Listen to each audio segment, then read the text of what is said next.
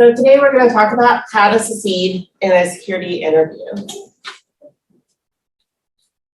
So my name is Div. I am currently at Cisco Meraki, working on the detection and response side of things. I have a long career in incident response, forensics, threat intelligence. I've worked in application security, threat and vulnerability management, and I've also managed bug bounty programs. So I have experience in a breadth of security verticals. And I have actually interviewed for all of those verticals in my previous jobs, personally and as well as I conducted interviews.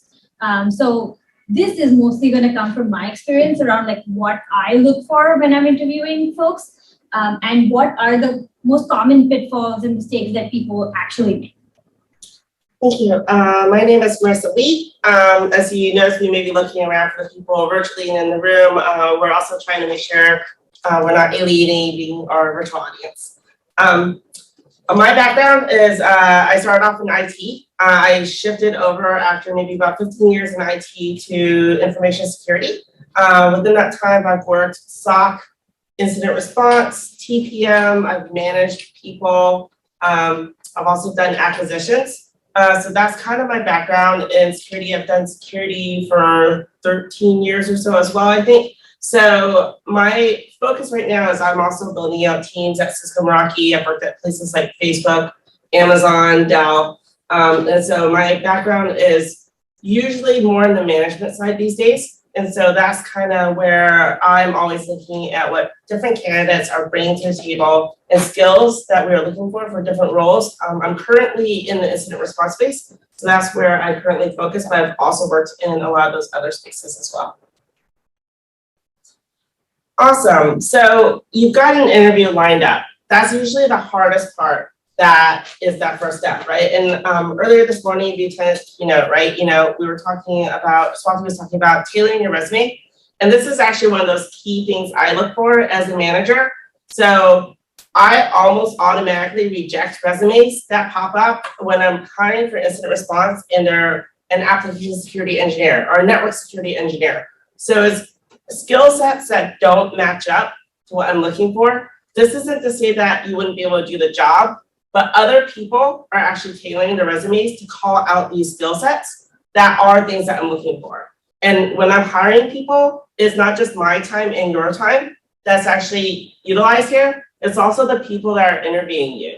So I don't want to bring in people and waste my team members' times by having them interview people who may not be the right candidate and don't have the right skills. So we're always trying to look through resumes and find the right people. On average, I have SOC roles right now in India. I think I get about 100 resumes that come in per week. And so just trying to find the right people out of that large group is really important to find those tailored resumes. Number two, once you've actually got the interview, you've got the schedule set up and you know you're going to be starting the interview process, right? You want to talk to your recruiters and ask them for prep materials. So this could be who is actually on the panel interviewing you, as well as what kind of areas will they cover. These kind of questions will give you a leg up because then you can go ahead and do number three and take time to prep. So just to add to number two, and I found this very, very useful in like my career, is the more you ask the recruiters, the more resources you're going to get. For example, a lot of recruiters at like Facebook, Apple, Netflix, all the FAANG companies will give you like a lot of resources. Like if this is a coding interview, go here, look for all these difficulty level questions, practice those before you come in. Or you're expecting, say, a security architect interview. This is what the interviewers are looking for. Prep for this. They'll give you a lot of like a kit, for example, to prep for your interview even better. I did not know to ask for this earlier in my career, but now I do, and I actually do ask the recruiter. The recruiters are there to help you. And that's one thing that we should not forget. Like, and they do walk you through, okay, this is what we expect in this round. Or if you don't feel confident, for example, like say coding is not your strong suit, asking the recruiter more about like what exactly is the role or what the interview is going to be about for that particular coding piece is really, really important. So always ask the recruiter. If they don't have it now, they can go back to the team that's actually hiring and get you back those resources. So it's really helpful to do that. I'll get into 3, I guess, since I've spoken about 2. Take time to prep. Another major misconception is that you go to an interview and you have to schedule within the next week or 2. Sometimes that's not possible, one, for your own schedule, but it's also not possible for you to prep. For example, if I would be interviewing for a coding as well as security architecture rounds, so on and so forth, 2 weeks may not be enough for me to prep for all of those rounds or practice all of those coding questions online before I'm fully confident that I'm ready to give this interview. So I would say take your time to prep. Ask the recruiter how long you have and what would be a good sweet spot. Sometimes they're okay with 2 or 3 weeks between your actual conversation to your scheduling. This obviously also depends on the interviewers that they're trying to get for your panel, but more often than not, I found that the recruiters are very, very open to scheduling out a little further on. Don't think of this as a detriment. I think the detriment would be not coming up as prepared as you'd like to be, just because you were trying to meet a deadline. So if you want, take your time, prep as much as you need, and then go in for that interview. On the other side though, right, don't take forever, right? So don't take 2, 3 months to prep, right? So do get that kind of time frame also from the recruiters to understand what the time frame is that hiring manager is looking for to actually hire, right? And try and meet that kind of time frame and get your prep time in. Utilize your resources, right? So one of the things I say is practice makes perfect, right? So review all your books, your resources, Google things online for areas you feel like you may be weak on. Take time to talk to friends and colleagues and see if any of them are willing to mock interview you as well. I feel like practice is one of those things that's really, really important, and practicing interviews is one of those skills that's hard to pick up because you don't always go out and interview on a consistent basis. We would go and write documents or we would go work on incidents if that's your job. Not all of us go and interview people on a daily basis or our interviewees. So that's definitely a takeaway I give to people as well. As far as also talking to a recruiter again about getting who's on your panel, that kind of ties into number 4.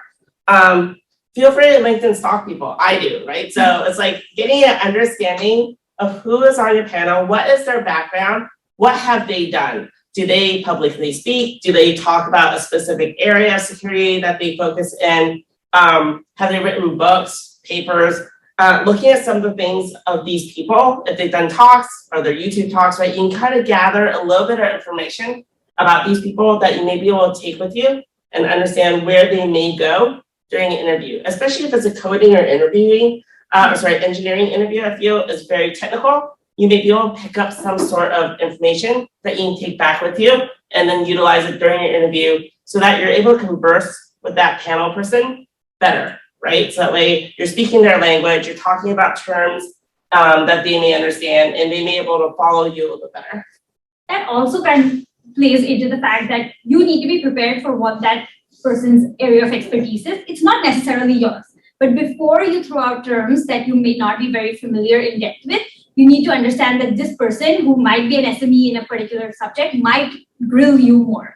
So be prepared by also researching your interview panel, because you're interviewing them as much as they're interviewing you. And that might help you get a foot in the door to learn something that you're very interested in. And that person might be the right fit or the right mentor for you. Having said that, 5 and 6 actually, I was listening to the keynote speak today morning, really does play into one of those non-negotiables that you set up for yourself, right? Prepare your questions at the end as planned to your non-negotiables. Maybe you're looking for a manager, a certain type of manager who's maybe more technical. Ask your interviewers, your panel, what the manager is like, what are they like to work with? Maybe your non-negotiable is work from home. Ask them about, travel requirements that they've faced because you're already on the team that you're interviewing for. So on and so forth, right? What's the work-life balance and such. I always ask these questions. I find it really odd when interviewees don't ask me these things when I leave about 10 minutes at the end for them to ask me questions. And they're like, no, I'm good. I'm like, you should be asking me these questions. I would rather you know fully well what you're getting into and ask every single person on the panel what you need. And as women, and since this is obviously a more women-centric conference, I would say this is very, very important. We are caregivers, we have families, we have responsibilities, and you have to make sure that this is the right fit for you. Which then also goes into 6, which is gauge the culture fit. It's always about what you're looking for in the role. What you need as a culture fit may not be what the other interviewees need. The other candidates could be looking for a completely different thing, and they might be okay with a very deliverable-centric work culture. They might be okay with not having as much of a work-life balance and wanting to spend more time on the role itself. You might not be the same person. You might not like that kind of management style. It is all about what fits for you rather than what is a one-size-fits-all. So make sure that you actually gauge that in the interview by speaking to everyone on your panel. And the good part about most panel interviews is going to be you talk to people on the team that's looking to hire, but you also talk to certain other folks who are not on that team. So you can gauge what the work culture at the company you're applying for is as well. Like, what are the work expectations? So, awesome. So, what are interviewers actually looking for during the interview? When I interview folks, the first thing I look for obviously is security experience. I will start with the breadth of experience, and I let the candidates speak to their experience more initially to gauge what are their interests, what have they lined up in their career, what have they found interesting. And as they start talking about things, I drill down in depth to see how far they've gone into that knowledge that they have applied. For example, if you're going to talk about, say, application security, and you start with certain vulnerabilities, I would want to dig more into seeing, if you know what you're talking about, how further down in depth have you gone? Have you applied that knowledge? And it's not just understanding the area, but also thinking about the attack posture as well as defense posture. Okay, if you are talking about an XSS, what does that mean? What are the different types? How would you defend against this? What is your recommendation as a security practitioner that you would potentially, provide your organization on how to fix this? So it's about breadth of knowledge, but it's also about the depth of your knowledge for that particular role.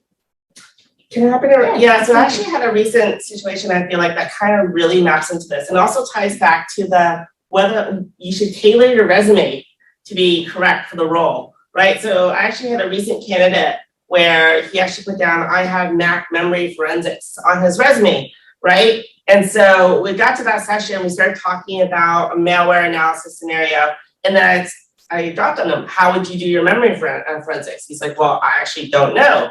I'm like, but it says here on your resume specifically, you know how to do Mac memory forensics, right? So he actually had to walk back and say, I'm actually not quite sure why that's on my resume, right? And so it actually, everything else for that candidate was actually pretty good. But when we actually went to our decision for the team and we went to the decision huddle, as we call it, as Cisco Rocky, other people on the team were like, well, that's a big red flag. If he doesn't know this, it's on his resume, what else on his resume can we not trust anymore?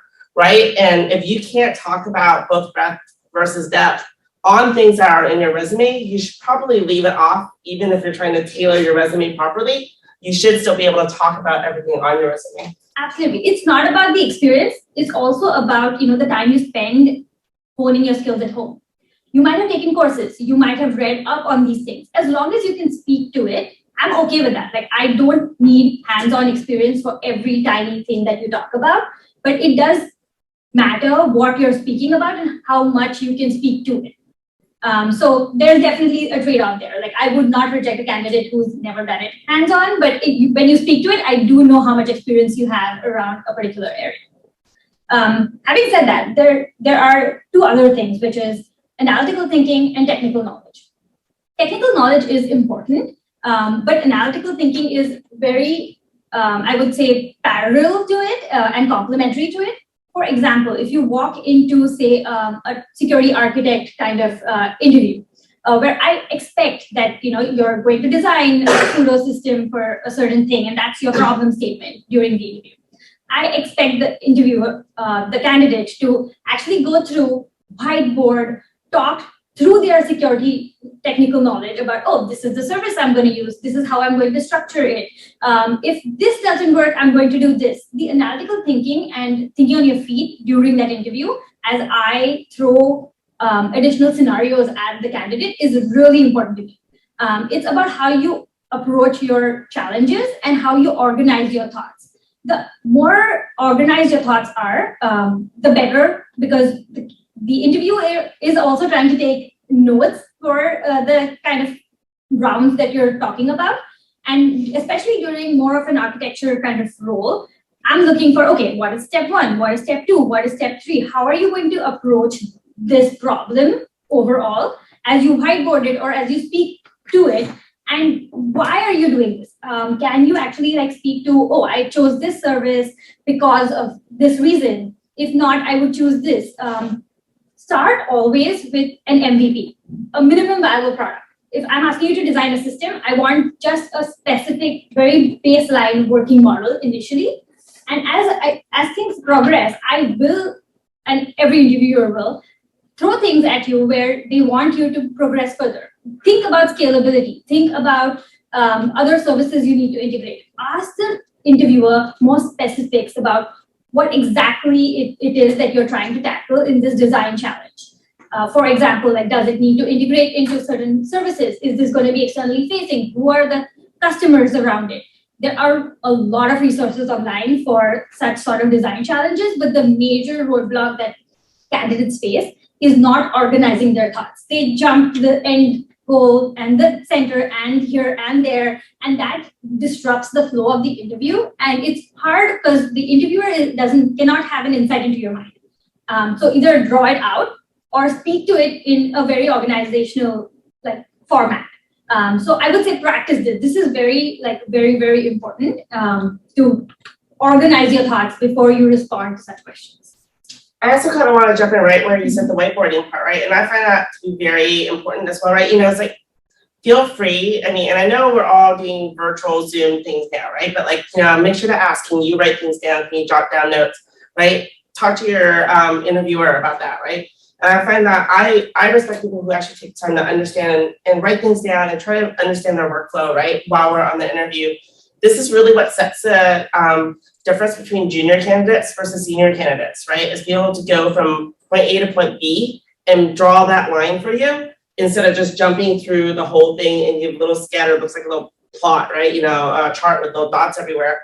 So this is where if we can get from point A to point B and you can show that correlation all the way through in your problem solving skills, that's really what people are looking for. And if you need different tools to do that, right? You know, ask your interviewers if you can jot down notes, if you can pull up a whiteboard and Zoom and draw and stuff like that as well. Yeah, I think a great example I faced recently, we were interviewing for a security intern on our team. And I didn't expect too much of an experience because, you know, they're new and they're coming in for an internship. The great part about this person was I asked her about certain vulnerabilities and she did respond to it. And she's like, okay, you know, I've done my homework. This is the foundational for this is what it is. And then I kind of delved a little deeper into how are you going to solve this? Do you know how to remediate this? And they were a little bit very specific questions that you would not find overall, like if you Google them. And she was actually able to like take that knowledge that we just discussed about the vulnerability and apply. So that problem solving is very important to me. This literally shows that if I bring her in, even as an intern, she's ready to grasp concepts. She is ready to apply them. She has that willpower to research, to apply on the fly, and she can actually bring those skills to our table. Like I've said before, nobody expects everyone to know everything, but being able to grasp concepts and like apply them on the fly is really, really important. So different ways to stand out from the crowd, right? So especially in this day and age, I think, you know, I was just talking to one of the volunteers in the lobby, right? And she was saying, you know, it's so hard now to get even an interview or callback, right? So things that really kind of stick out to me when I'm looking at different resumes, even before we get to calls, right, are they doing continuing education, right? So it's like, while not everybody can afford SANS classes, I totally understand that, right? You know, there are other free resources out there Are people actually taking time to study and learn new skills, right? And you can kind of see that also in a progression of path in a career, right? Say if somebody was in IT, but now they're getting into security, and then maybe from there they're getting into like the SOC and then incident response, maybe like Swati was saying earlier, she went into AppSec, right? So you can see if people actually want to try to stand out, they're working towards adding more and more skills so that way they do stand out from the crowd. Another thing as well, right, is I said earlier, practice, right? You know, it's like I've had a few times where I've heard like, oh, a candidate was rejected because they were nervous or they didn't interview well, whereas somebody else was kind of about the same skill set, but they were much more confident, right? So I think being confident during an interview is really important.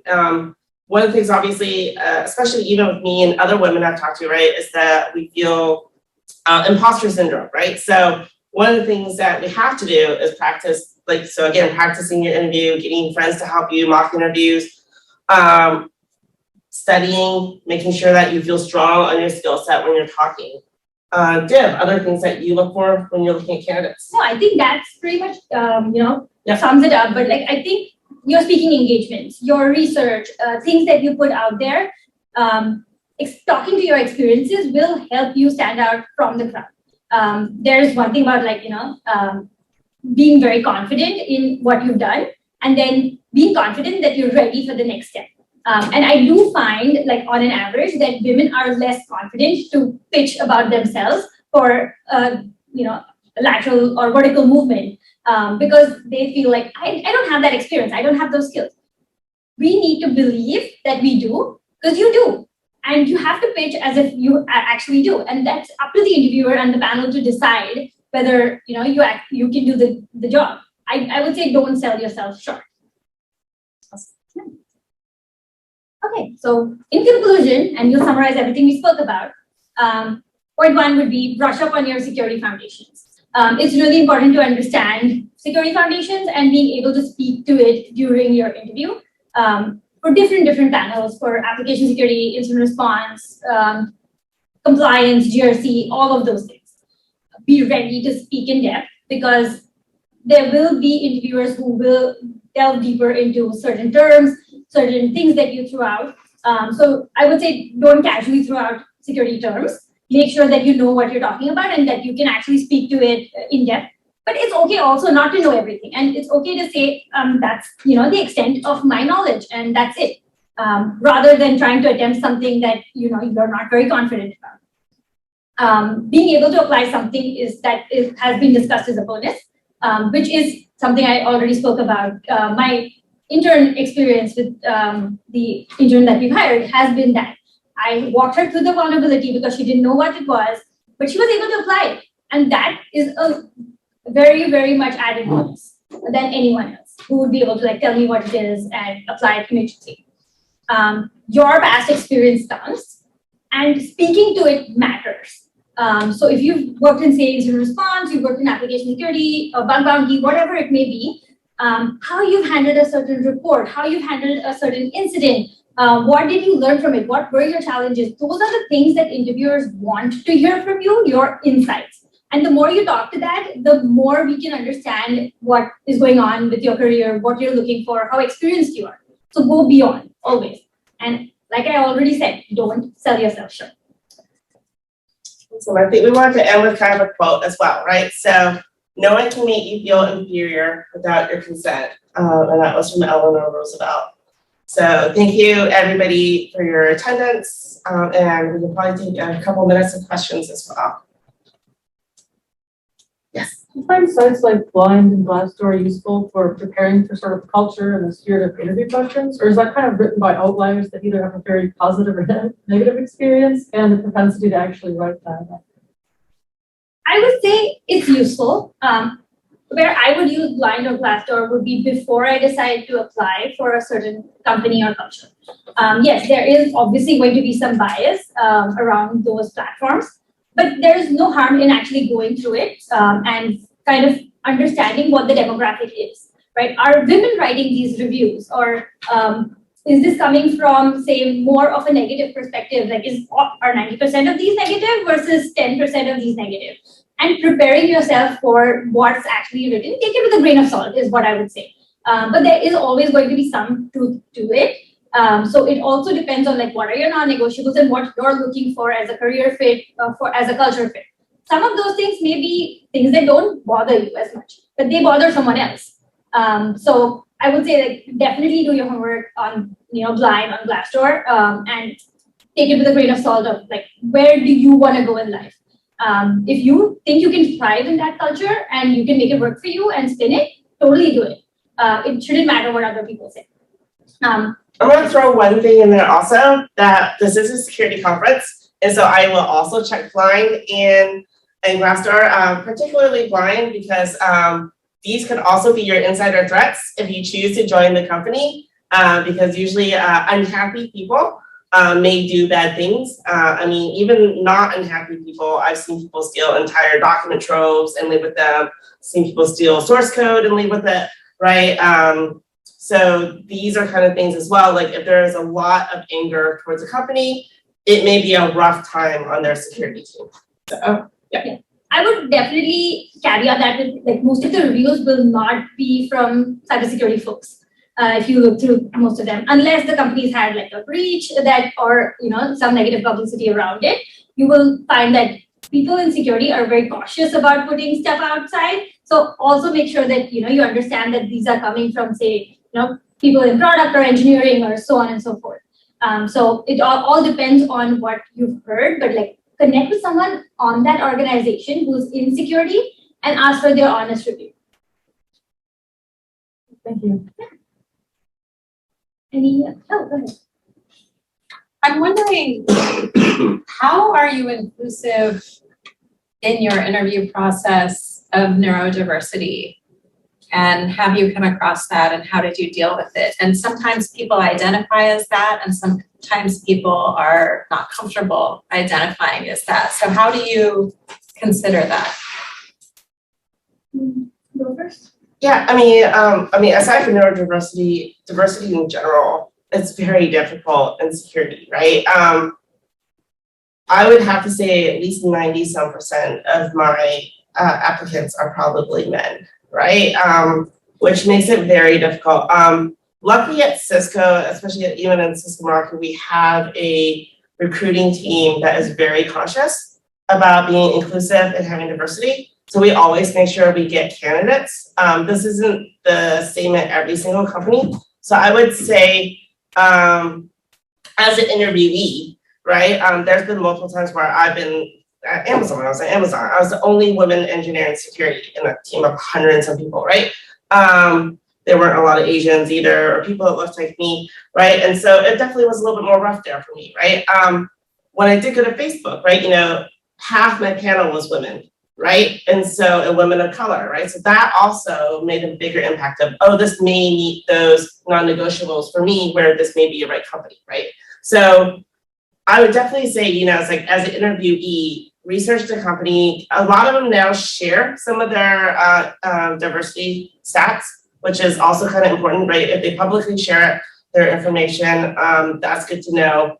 And also see the type of people that are interviewing you, because that could give you a hint as to the team makeup that you'll be joining. Do you have any thoughts? Yeah, I would say from like an interviewer perspective, I try to be as objective as possible. I stick to what my interview round's about. If I'm interviewing you for a technical round, I'm interviewing you very solely of your technical skills. It does not have to do with how nervous you are. It does not have to do with, any of those aspects to me. I give people their time and space because who isn't nervous in an interview, right? Like I'm nervous giving talks, I'm nervous giving interviews. That's just normal. Things happen, and it could have just like had an impact on you, like how your day was right before you came into this interview.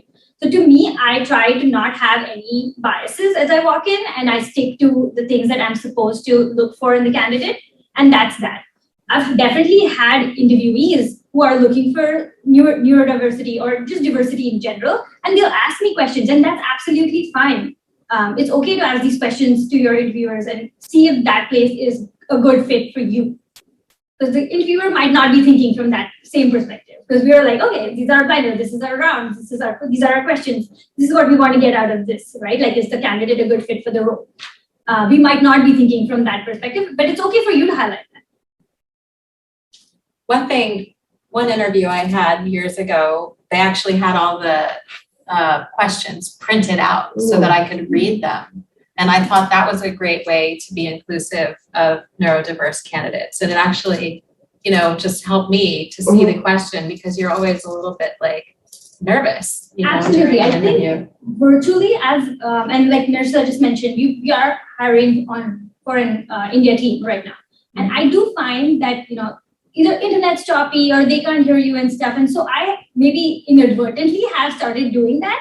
I will put a whiteboard up and I will like paste the question in there. So I read it out, they read it too. That just helps everyone, because it helps you understand the question and me make sure that you've actually understood the question and clarify anything that you have. So yes, in that matter, at least virtually, that those are things that interviewers can absolutely do. And I think it also goes back down to like different training and learning styles, right? You know, where, you know, it's like some people are great visual learners, some people are great audio learners, right? And so again, right, to be inclusive, that's obviously a lot harder to tease out during interviews, but sometimes people will give you signs, and that's where, like, you know, where Div says, you know, it may be, you know, as an interviewer, right, you know, to be more inclusive, oh, bring up that whiteboard, right? Or bring up that chat and say, hey, let me post those questions in there. So, yeah. Go ahead. Yeah, I have an online question from Melissa. She says, regarding being able to speak to a competency in interview, is using language like exposure to X an appropriate approach on the resume for things we have either only a slice of depth or more of a high level breadth of understanding? Her point is to show having an understanding of something or some intro experience relevant to the job role without implying inaccurate level of expertise. Does the qualifying language help when you look at a resume and then interview the candidate? The qualifying language definitely helps you get through the initial ML AI screening of resumes and tailoring it to you know, the job that you're applying for, and that's okay. I would say it's not a non-negotiable as long as you prepare to be ready to answer the questions that come across when you put whatever qualifier that you've put for that competency. So prepare well for it. Nobody's looking for the application on a hands-on level, but if you can speak to it, I'm okay with that. And I would definitely say, like, if it's exposure to tools, right? You know, there's so many tools in the space, right? I put less weight on understanding tools. However, if you say I have an exposure to a concept, that may be a bit more challenging. If that concept is one of the core skills that you need to do the job, right? It's like, I will totally choose somebody who has that skill set versus somebody who has potential exposure and has no depth, right? So that's where it comes into play. So, yeah. Thank you. Yeah, thanks, Div and Merisa, for doing this talk. This is really insightful to hear from the interviewer perspective. So one example I think you gave was a resume that maybe was a red flag, right? The person didn't really have those, was able to speak in depth. I'm curious to know from like a culture fit or culture add perspective, what would be an example of a question that you might pose that could bring about, you know, some insight into what that candidate has to add to your team, or perhaps work well with others, or maybe not work well? Usually, I will ask them basically that kind of stuff as well, right? You know, it's like, how do they work in a challenging situation if they have a team member or maybe a cross-functional partner that is not responding to them, right? How do they interact with these scenarios, right? So we'll have these scenario-based things where we see what their response is, right? And we also usually have somebody who does a little bit more inclusive communication and diversity kind of questions as well. That's not usually my loop, but they will ask things along those lines of working with others, working well with others, and communicating within a team, right? And probably if even things like, you know, oh, you know, it's like there's a meeting, right? You know, and you see somebody who's not speaking up, right? That you know has a background on that, right? You know, what would you do, right? Those type of questions, I think, would help ease out some of those inclusive, right? And see whether or not they will be an ally for people. The way I gauge these, and I do more technical interviews on a day-to-day basis, would be, for example, if I'm interviewing for incident response, I would be asking you questions about when are you engaging stakeholders? are you handing off this incident? At what point are you handing off this incident? What do you potentially put in your handoff document to help your team members? There are a lot of folks who will be like, no, I'm not handing off this incident. It's too scary because it's, it's a big incident and it shows work ethic if I work 2.5 days. No, it does not. It does not show work ethic.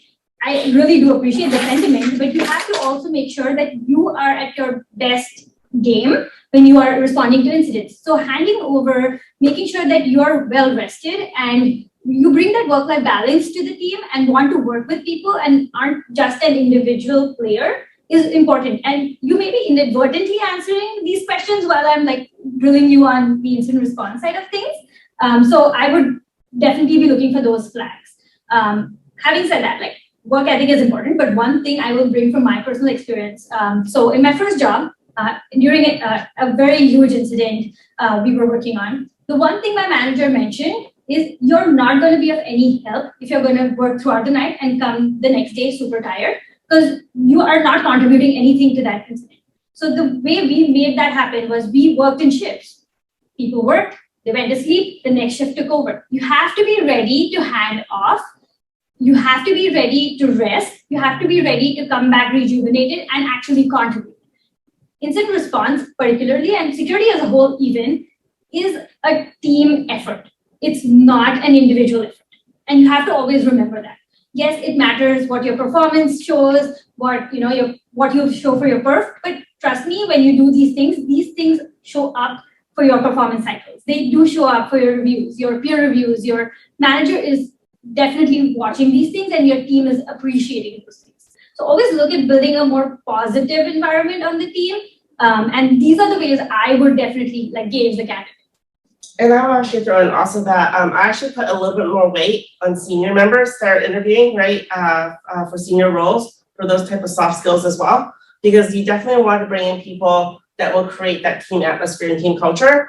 And especially since they will be mentoring the junior people, you want them to help foster those type of inclusive activities, right? So, yeah. Definitely. I don't want anyone to think that 9 to 5 is okay and you shut your laptop and go away. During an incident, that might not be acceptable. But also knowing when to step back and when to identify other people on your team are burnt out and lending them a hand and just picking up for them is really that empathy that we're looking for. Great examples, thank you. Yeah. Oh, sure, go ahead. Is the interview an appropriate time to ask about training budget, materials, conferences, dance classes, things like that? Or is it more towards the offer letter that you start to work on? I would ask during both. I would ask during the interview because it also goes back towards that team culture, right? Whether or not they find raising you up to that next level is important. So when I tell people, right, I'm I find conferences and training are important. I'd like you to stay at Cisco, even better if you stay at Cisco Meraki, but I want you to leave with me as your manager, regardless of where you go, saying, oh, Merisa helped me reach that next level of my career, right? And so I want to be known as that type of manager.